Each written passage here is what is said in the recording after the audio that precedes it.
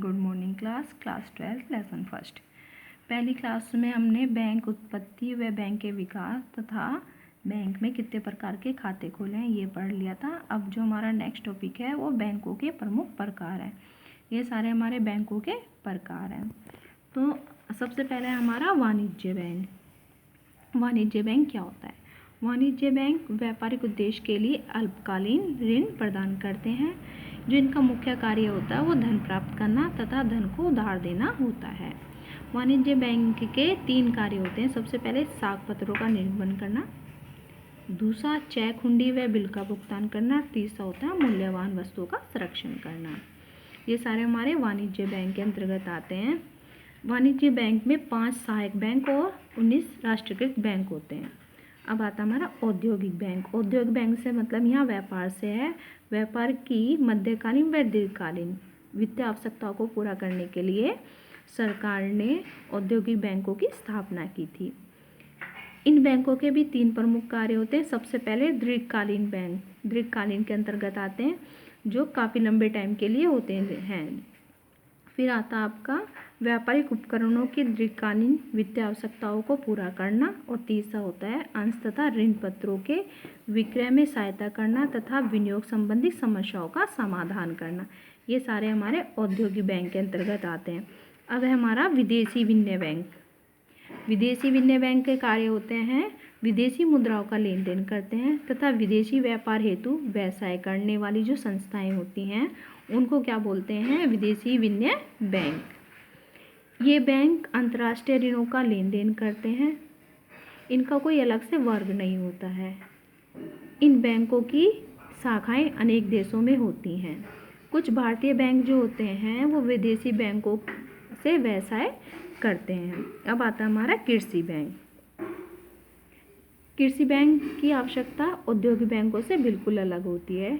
कृषि बैंक 3 प्रकार के ऋण देती है। सबसे पहले अल्पकालीन, दूसरा मध्यकालीन और तीसरा दीर्घकालीन। तो सहायक बैंक है किसानों को अल्पकालीन ऋण प्रदान करते हैं। मध्यकालीन और दीर्घकालीन बैंक वित्तीय आवश्यकताओं की पूर्ति के लिए भूमि विकास बैंकों की स्थापना करते हैं। तो ये सारे कार्य हमारे आते हैं कृषि बैंक के अंतर्गत। अब हमारा नेक्स्ट पॉइंट है बचत बैंक। बचत बैंक से ये बैंक प्राय वाणिज्य बैंकों के सहायक बैंकों के रूप में कार्य करते हैं। अल्पबचतों को प्रोत्साहन देना। हमारे देश के लिए डाकघर बचत बैंक की स्थापना की गई है। अब है देशी बैंक। देशी बैंक से आज से महाराजा साहूकार से था, जो पहले टाइम में ब्याज ऊंची दर पर ब्याज देते थे। फिर है आपका केंद्रीय बैंक।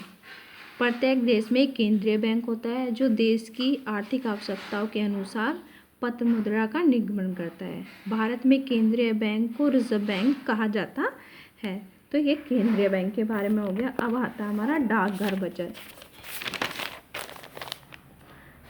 डाकघर बचत जनता की अल्पबचतों को जमा के रूप में स्वीकार करते हैं तथा ब्याज देते हैं। डाकघर पर बचत बैंक ऋण प्रदान नहीं करते हैं। जो हमारी डाकघर में धनराशि जमा होती है वो केंद्रीय बैंक के द्वारा होती है। अब आता है विनियोगिक बैंक। विनियोगिक बैंक अल्पबचतों को एकत्रित करना व धन प्राप्त करना होता है। जैसे हमारा भारतीय जीवन बीमा निगम होती है या किसी भी प्रकार की अन्य पॉलिसी होती हैं, वो विनियोग बैंकों के अंतर्गत आती हैं। राष्ट्रीय आवास बैंक। राष्ट्रीय आवास बैंक का मुख्य कार्य आवास वित्तीय संस्थाओं को वित्तीय तथा अन्य सहायता प्रदान करता है। अब आती है अंतर्राष्ट्रीय बैंक। अंतर्राष्ट्रीय बैंक के अंतर्गत क्या आते हैं? हमारे अंतर्राष्ट्रीय बैंक वे बैंक होते हैं जिनका जो उद्देश्य सरकार को आर्थिक संकट से बचाने के लिए होता है। इनका आर्थिक उद्देश्य क्या होता है? सरकार को आर्थिक संकट से बचाने के लिए होता है। अंतर्राष्ट्रीय मुद्रा कोष की स्थापना भी अंतर्राष्ट्रीय बैंक के अंतर्गत आती है। फिर आता है हमारा आयात बैंक। आयात बैंक का कार्य विदेशी व्यापार भुगतान के लिए होता है। जोखिम से सुरक्षा प्रदान करने का कार्य भी आयात बैंक के अंतर्गत आता है, जिसकी इस बैंक की स्थापना सन 1982 के अंतर्गत की गई थी। इसके अंतर्गत आते हैं हमारे 2 बैंक। अनुसूचित तथा गैर अनुसूचित बैंक, ये रिजर्व बैंक के अंतर्गत आते हैं। ये भी 2 प्रकार के कार्य करते हैं। अनुसूचित बैंक वे बैंक होते हैं जिन्हें रिजर्व बैंक अधिनियम 1934 के अंतर्गत सम्मिलित किया जाता है।